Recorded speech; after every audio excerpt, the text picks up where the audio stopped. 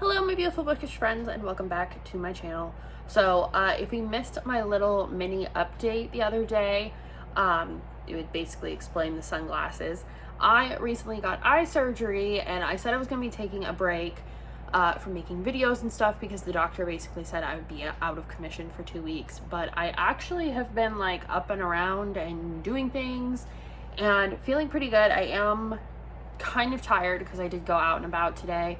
And it's been like kind of draining. It's crazy to have something like this done and then have absolutely no energy to do anything else. So I decided I wanted to film a recent reads video because I meant to do that before this happened and I kept putting it off. So now I'm doing it with my sunglasses on because my eye is still healing. I have stitches, I'm bruised, I'm yellow, the blood vessels in my eyes are broken, so I don't want to freak anybody out. So I'm just gonna wear my sunglasses, which is what I wore out today, to cover it up. So this might be weird, but it's what's going to work. So let's talk about my recent reads. Let's start with those books. I gave myself a reading challenge in July, and that was to only read books that my TBR mug picked for me.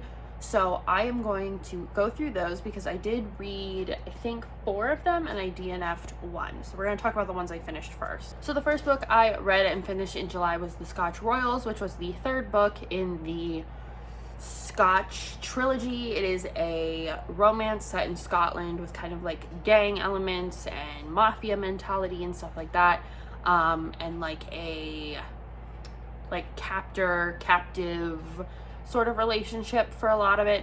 So this was the 3rd and final book in this series, and I gave it 4 out of 5 stars. It had a lot of good content of wrapping everything up. So if you read the first 2, it definitely wrapped everything up. It ended it really nicely.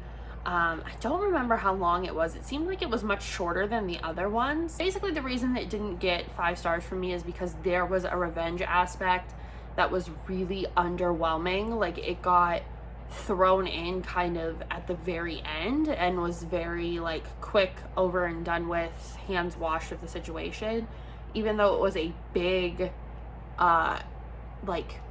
it basically was the reason that our main character was the way he was.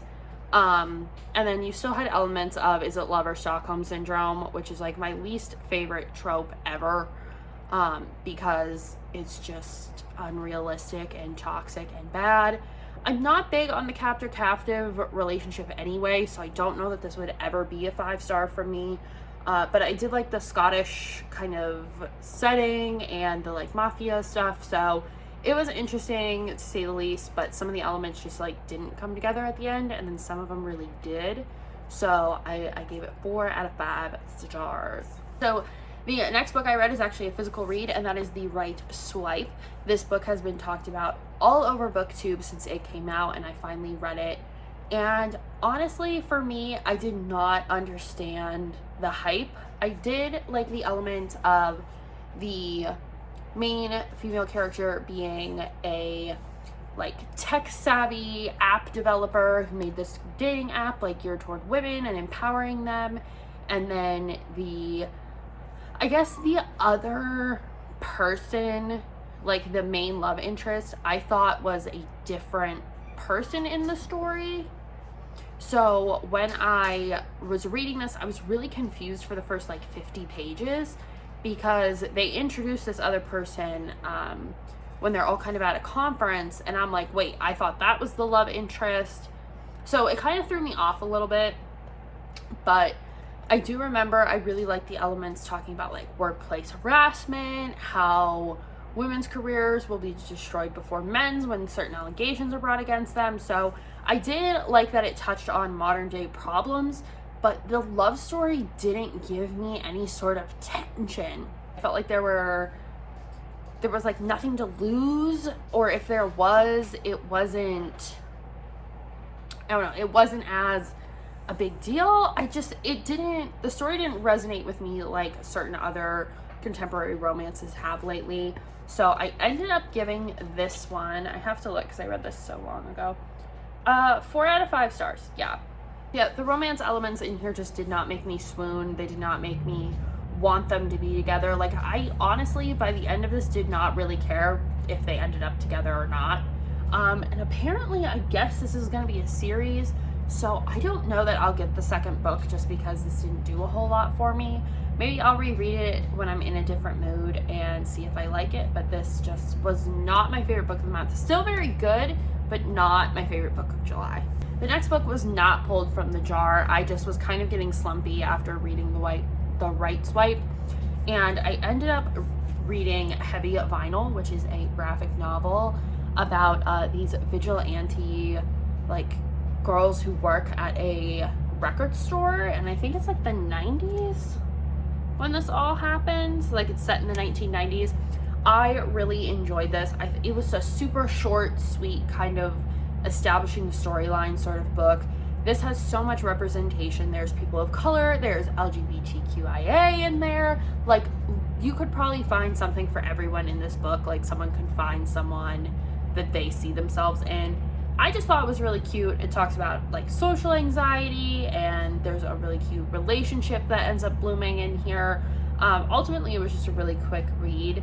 And I wouldn't say it was like 5 out of 5 for me, but I also wouldn't say it was terrible. I think I gave this a 4.5 out of 5 stars. I like coming of age, but I felt like maybe it was written for a younger crowd, like almost middle grade age, even though it's pitched as YA. So just know that when you're going into this series, it may read a little bit younger than its intended audience. But it was really cute. I don't know if I'll get the second one of this one. Maybe when I get through some of my other graphic novels and kind of really pick out what I like in non-superhero, like Marvel or DC based comics and graphic novels, maybe I'll get the next one. So the next book is Happy and You Know It, and we have to talk about this book. This was one of my favorite books of the year. It is so good. I read it in, honestly, like 4 days, I think. And it's like a pretty thick book. This is the book that so many people are talking about, that is like the mom drama with the outsider who's brought in to be like the entertainment for the children. There is so much drama and angst in this book. You do have switching point of views. So you have Claire, who is the musical entertainment for these rich babies. Their parents want like this playgroup thing, and it's all very like, there's an Instagram mom, and then there's these rich housewives, and then there's the woman who was a professional and then she had a baby and she lost her job because of it, or people started treating her differently because of it. Again, there's some representation in here of people of color, but it was just so good. And I think it takes a really hard look at especially young moms who are expected to like have it all together, and because they present this image on social media, it must mean that their lives are perfect, and they're certainly not. There's affairs, there is twists and turns. This really started reading as just like a domestic kind of, not thriller, but just like I think they call it like chick lit or women's fiction. I don't fully understand what that means, nor do I know if I like the term. But that's kind of how it read at first, like, oh, this was just kind of like all this drama between the moms. And then there's this huge turn that throws you completely into a domestic thriller, a la Big Little Lies, Little Fires Everywhere kind of situation. So this is so good. I think this is probably the most talked about book I've seen that's been in a book of the month box in a really long time. So if you like domestic thrillers, if you like drama, if you watch Real Housewives, it's a very reality show. I love shows like Very Cavallari and that stuff, so this gave me a lot of that. So this was very good, and honestly, I would probably reread this and annotate it at some point, but this is on my list for best books of the year. And the last book I read in July is one that has been on my TBR shelf for quite some time, and that is Escaping Houdini. I meant to read this at the beginning of the year, before Capturing the Devil came out, and I did not get to it, but I'm so happy I finally read this book, because this series blows me away. Carrie Maniscalco has to be one of my favorite authors at this point. She is coming out with a new, I think it's series called The Kingdom of the Wicked, and I am ready to read it. The cover is stunning. If you haven't seen it, you should look it up. It's very much me But this is the third book in the Stalking the Jack the Ripper series, and if you can't tell already, it's a 5 out of 5 stars. One of my favorite books of the year. So this story, we are continuing on with Audrey Rose and Thomas Cresswell, of course, in their forensic endeavors. They're on a boat. They're on a cruise to America because they are going to assist on a case there. And people on the boat start dying. Now, I don't know if this is a Mandela effect thing, but I could have sworn to you that this synopsis said that Thomas Cresswell is accused of the murders. That does not happen. Like, am I crazy? Like, I thought that was in the synopsis of this book. I thought we discussed this on here. Tell me if I'm wrong. Maybe I read a bad synopsis or something. But anyway, there is a, like, carnival sort of going on the ship, and people start dying, and it kind of imitates tarot cards. So basically, take everything I love from Caraval and everything I love about this series and mash them together, and you get this book, and obviously I loved it. It was a very thick read, but it was so good. The murders in here, I will say, were pretty gruesome. I mean, they are pretty gruesome in this whole series, but especially this one, it was very, not overly detailed, but definitely, like, squirmy. Like, it made me squirm, which is hard because usually when I read kind of gory scenes, I just kind of like go through them.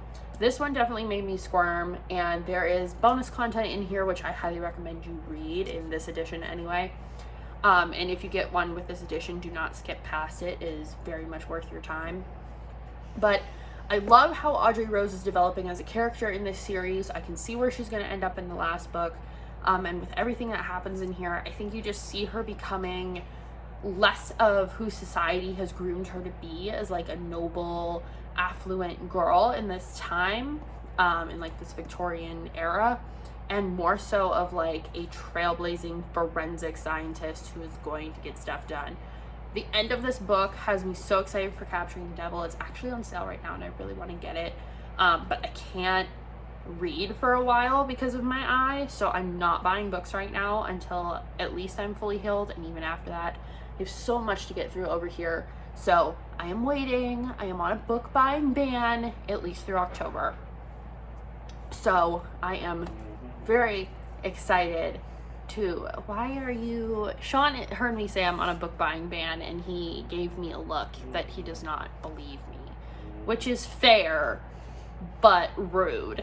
So, yeah, anyway, my birthday's coming up, so I don't need to buy any books, at least until my birthday's over. So, anyway, super good, 5 out of 5, want to read it again already. Love this series. So there is one book that I did not finish in July, and that was Charm School. That was one of the picks from my TBR mug, and I read 33 pages of this. It was on Kindle. It's a cozy mystery, kind of a genre I'm slowly reading. I've read one so far, and it was okay. This one was supposed to be about witches and stuff, so I was really excited because I thought I would like it. I like witchy books and that kind of stuff. And I read 33 pages, and I wanted to rip my hair out. I could not finish it because the main character was so beyond self-deprecating and so like, woe is me and ho-hum, and I don't do this because I'm from here, and I don't do this because I'm from here, and why would I do that because I'm from here? Like, it was so melodramatic that I could not deal with it. So I did not finish that book. All I got from it is that there was this lady who died, who was close with these girls' mothers, and their mothers have either died or are no longer around, and this lady has now died, and there's some sort of will that they have to go see what they get from the will. That's what I got from it. It didn't grab me enough to keep reading, even though it was an interesting concept, and yeah, the characters just were really flat to me. So I did not finish reading Charm School, and I deleted it from my Kindle.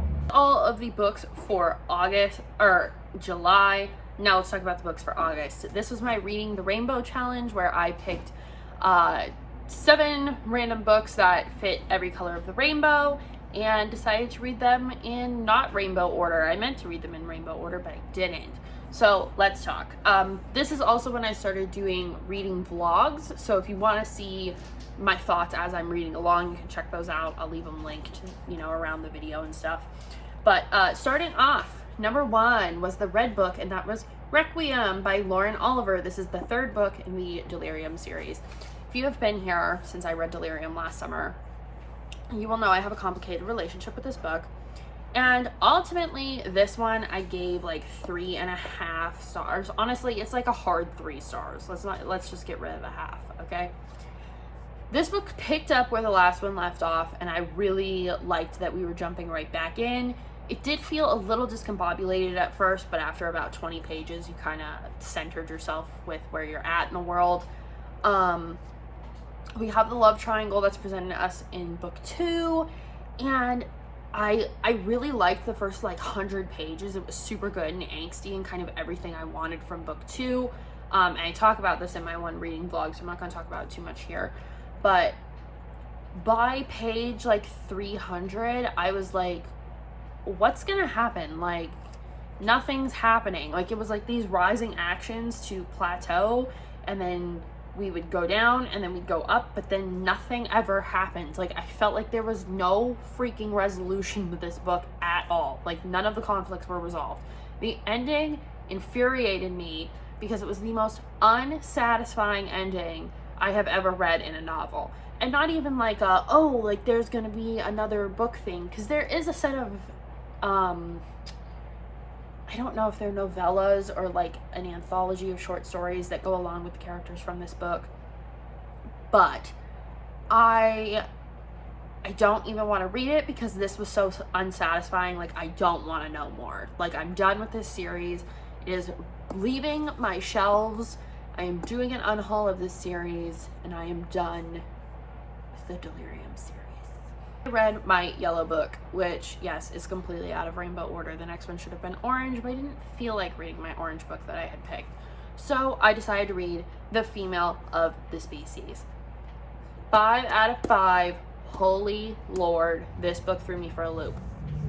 So people had said this was kind of a hard read. It deals with murder, it deals with rape, it deals with sexual assault, it deals with a lot of heavy stuff. And when I started reading it, I was like, oh, we're just going. Like, you dive in. There is no cushion. There is no establishment. You find out this is what is happening. This is who your character is. And that's just who she is as a person. And you can live with that fact. Or you cannot read this book. And I really liked it. It was hard. It was gritty. It was different than anything I had been reading. It does take place in like high school. But I mean, it's YA, but I would say, like, it's probably, you gotta be at least new adult to read this. But living in the world we live in, I felt like this was a really hard, raw look at the way things work sometimes, like with the justice system and sexual assaults and murders and unsolved cases and people getting off and people going to jail who shouldn't and all those kind of things. I touched on a lot of that, and Alex is your main character, and she is, I don't want to say like she's not like other girls because that carries like a negative sort of vibe to it, but she's really not. She's a loner. She's a complicated relationship with her parents, or little to no relationship with her parents, and she's trying to figure out dating and boys and that kind of, and friends, as well as the death of her sister. It takes place in a small town, so it's a lot of like people only associate her with the death of her sister. They call her by her sister's name a lot, and she has to correct them, and it's all kind of just, it's really heartbreaking to see some of the things she goes through, but she comes out of it just this badass, and I love the way it ended. I'm not going to give it away. The ending was really rough, but I read this book in 6 hours, so this like is literally one of my favorite books ever. And I will probably reread it and annotate it at some point. But yeah, this was amazing, and you can check out my reading vlog for more details on that. We have my green book, which was What to Say Next by Julie Buxham. I knew nothing about this book when I initially picked it up. I really liked Tell Me Three Things, and that's by the same author, so I wanted to try it. This book, I find it hard to review because I didn't hate it, but it's hard for me to review it because I'm not a person coming from a place that I feel like it's my job to say whether it was good or not.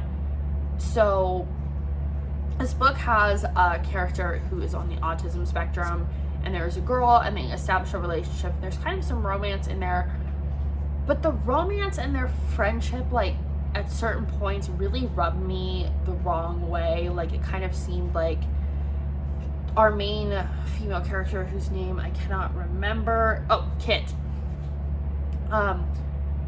like, she was more talking to him because it made her feel better about herself, but not in a way of, like, savory type. It's really hard to explain unless you read it.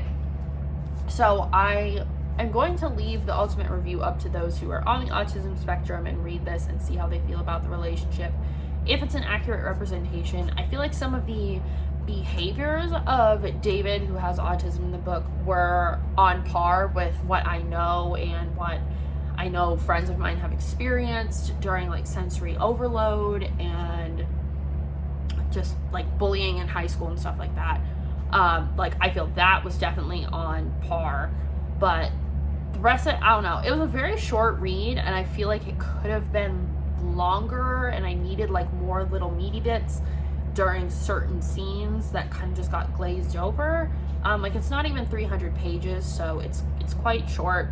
But yeah, I'm not gonna say whether it was good or bad. I would give it like a neutral. I think honestly I gave it like a 3.5. Now we have to talk about one of the worst books of the year that I've read. So I don't like slamming books. I don't, because maybe it's just not for me. Maybe it is just the time I read it. But this book was a free ebook. Thank God I did not pay for this book on Kindle. And it was called Fight to Win, and it was my orange book. This book was pitched as a bad boy of MMA romance, and it was supposed to be like this rough around the edges guy with this nice girl who they shouldn't be involved with each other, and blah, blah, blah, blah, blah. First of all, this book was so short. I thought it was going to be really long, and I think the whole thing on Kindle said 3 hours to read the whole thing. Yeah, it was a trip and a half. So you have this fighter who's also a nurse, and I guess that's supposed to be like his good guy redeeming quality. And I was like, okay, like, that's cool, whatever. There is no element to it that makes me dislike him or be like, oh, he like is damaged, or he's this or he's that. There was no element of that. And the romance was supposed to be like this cheating thing because the other boyfriend like beat her, and he was the nurse, and he knew who this guy was, and he kind of stalks her for a couple days and then meets back up with her, and then it was like instant love, but then they have a one-night stand, and she's like, is this who I am? Like, I'm someone who cheats on my boyfriend. And then that's the end of the book. Like, that's the end. Not the end of the chapter. End of the book.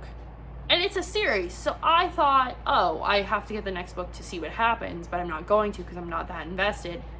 The next book, there's like a preview. Totally different people. Totally different stories. So that's just where it ends. Like, there's no conclusion, there's nothing. So I gave it 1 star because the fight scenes were written well, but the rest of it was awful. And I guess if you just want to read for the sake of reading and you don't care what you're reading, then maybe that's something you would want to read, but this sucked. I'm so happy it was free. I have deleted it from my Kindle app. I never want to see it again. What a waste of time. The last book I did a 24-hour reading vlog of. If you guys want to see that, it will also be linked around or on the booktube playlist that I always keep linked down below. And that is The Girl the Sea Gave Back by Adrienne Young. This book was super good. After reading that horrible romance, I definitely needed some fantasy in my life that had very little love in it, and this was perfect. This takes place, you start like 16 years, or no, it's 10 years before the main story starts. And you kind of find out how this girl gets to this group of people that she is not from, but they take her in because they find her on a boat and they think she's a gift from the gods and she can see the future. And she is reading the future for them, and she basically tells them, we're all gonna die because you're going to lead us to ruin. And the leaders don't believe her. They think that she is trying to sabotage them, that she's like a witch, that she's this bad person. And she's like, I can see everything and I know what's gonna happen. And they don't care. They think that they need to start a war and that'll fix their fate. And they ultimately kind of manipulate what she sees, and they manipulate her to kind of do their bidding. And you go through this whole story of her realizing that and overcoming that to be like kind of this hero. So it's all based on, I believe, like Viking and Norse mythology. So if that's something you're into, you will like this. But it takes place in the universe of Sky and the Deep, which I read earlier this year. So I do recommend reading that. You don't have to, but to know who some of the characters are and why they're important and what their relationship is with our like our main male character, you're gonna want to read it.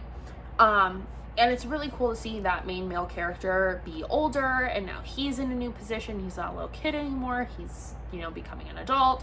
What that means. There is some crazy fight scenes in here, and there's an amazing, like, you know, our big giant battle scene is in the rain, and they're on the fjords, and it's pouring, and there's lightning and thunder, and it's very atmospheric and very cool. So I very much enjoyed this book. You can check out my 24-hour reading vlog for more thoughts on it. But yeah, that's it. So this one was another very good. I don't know that I marked it as a favorite of the year, but I would definitely put it up there in that grouping. So that is it for all of the books I have read recently. I am 100 and some pages into Finale, which would have been my purple book, but ultimately I got broken and the surgery and everything, so I haven't really been able to read. Otherwise, that would have been in this month's, but I am loving it, and I will obviously review it when I am all done with it. But I am not doing Summer Ween, obviously, so you guys will not see those books anytime soon. But get ready, because I will be hopefully reading some stuff in September and October, even though I have all these Halloween videos now that I haven't been able to film. It's all a mess, let me tell ya. But yeah, I'm going to try and get through as much as I can and let you guys know what I'm reading when I can. So I don't know that there will be a September TBR. If there is, it will come like in the middle of the month. So stay tuned, stick with me while I heal, and check out my other videos until I come back. Bye.